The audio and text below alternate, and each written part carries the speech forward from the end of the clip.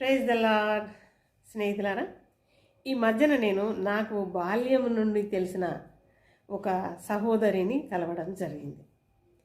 మరి చాలా బీద కుటుంబం, నిరుపేద కుటుంబము.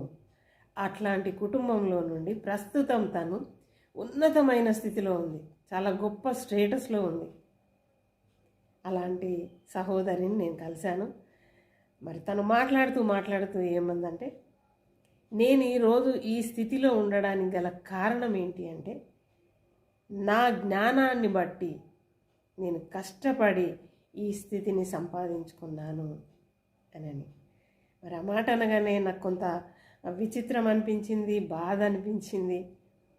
నేను మిట్లారా, మరి అలానే ఇంకా చాలా మటుకు ఉండి ఉంటారు కదా, నాకున్న బుద్ధి జ్ఞానాలను బట్టి, లేక నా బలాన్ని బట్టి, లేక నా బ్యాక్గ్రౌండ్ బలాలు కూడా ఉంటాయి కదా, వాటిని బట్టి, వీటన్నిటిని బట్టి నేను ఈ స్థితిలో ఉన్నాను అని అతిశయించే వాళ్ళు చాలా ఉంటారు కదా దేవుని బిడ్డలారా.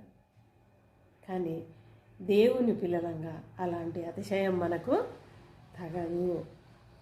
మనం ఏ స్థితిలో ఉన్నా ఆ స్థితిలో ఉండడానికి గల కారణము ఆ దేవుని కృప.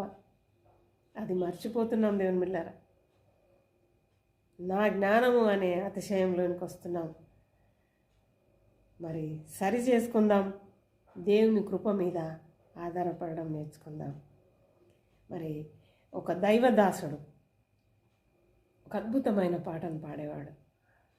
ఆ పాటను తను ప్రస్తుతము లేడు, కానీ ఎంత చక్కగా పాడేవాడంటే, ఒకవేళ ఆ పాటను రాసింది కూడా తనేనేమో నాకైతే తెలియదు, కానీ తన హృదయాంతరంగంలో నుండి ఎలుగెత్తి పాడేవాడు దేవుని బిడ్డలారా. చాలా అద్భుతమైన పాట. ఒకసారి జ్ఞాపకం చేసుకుందామా.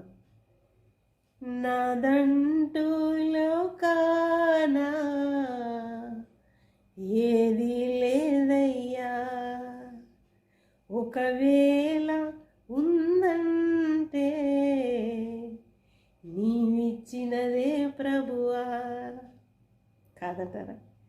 నీదే నీదే బ్రతుకంతా నీదే, నీదే నీదే బ్రతుకంతా నీదే, నాదంటూ లోకానా ఏది లేదయ్యా.